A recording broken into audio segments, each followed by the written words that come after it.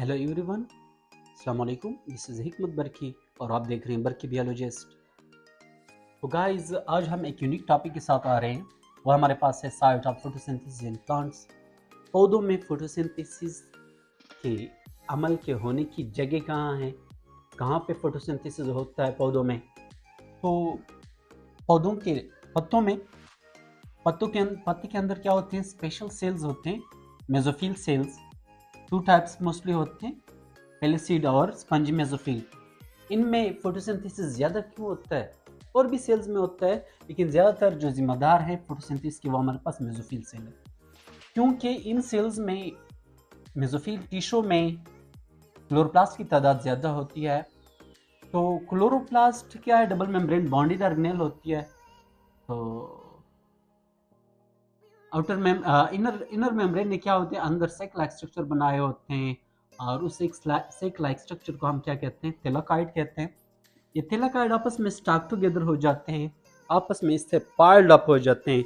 इस तरह के 5 रुपए के वो सिक्के जो होते थे ना, एक दूसरे के ऊपर एक सिक्का दूसरा तीसरा, इस तरह से एक स्टॉक बनाते हैं। तो इस तरह से थैलाकाइड आपस में स्टॉक टुगेदर हैं और इस स्टॉक लाइक स्ट्रक्चर बनाते हैं। स्टॉक लाइक स्ट्रक्चर को हम ग्रेनम कहते हैं और इसका प्लूरल ग्रेना है।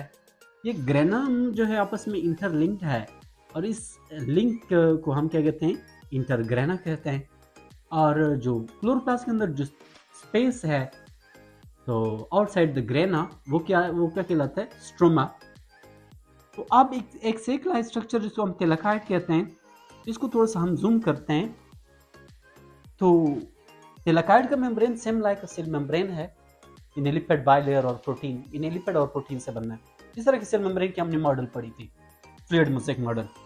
तो उस तरह से ये क्या है, ये हमारे पास इस थैलाकाइड के मेम्ब्रेन की क्या है, ये डायमीटर है ना, अंदर एक क्या है, फ्लूइड फील्ड सेंटर है, इसको हम क्या कहते हैं, लुमेन। ठीक है, लुमेन ऑफ थैलाकाइड।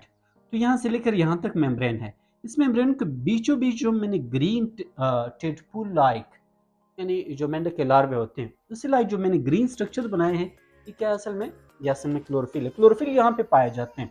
क्या होता है कि जो थैलाकाइड का मेम्ब्रेन है, इसके ऊपर क्या होता है, थैलाकाइड के मेम्ब्रेन के ऊपर जो क्लोरोफिल का हेड होता है वो क्या है, वो हाइड्रोफिलिक है। और जो इस लिपिड बाइलेयर का जो हेड है वो फास्फोलिपिड है ना, तो इसका हेड भी क्या है, हाइड्रोफिलिक, और टेल हाइड्रोफोबिक है।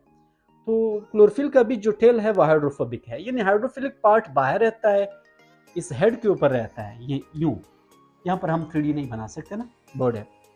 तो हेड ऊपर रहता है और टेल अंदर मेम्ब्रेन में क्या होती है, लटकी रहती है।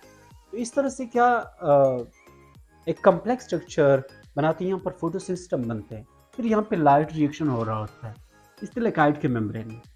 लाइट रिएक्शन यहाँ पे होता है। बाकी जो हमारे पास आउटर स्पेस था, आउटर स्पेस ऑफ क्लोरोप्लास्ट जो है, यानी आउटसाइड द ग्रेना, ग्रेना के बाहर जो फ्री स्पेस है क्लोरोप्लास्ट, उसको हम क्या कहते हैं, स्ट्रोमा।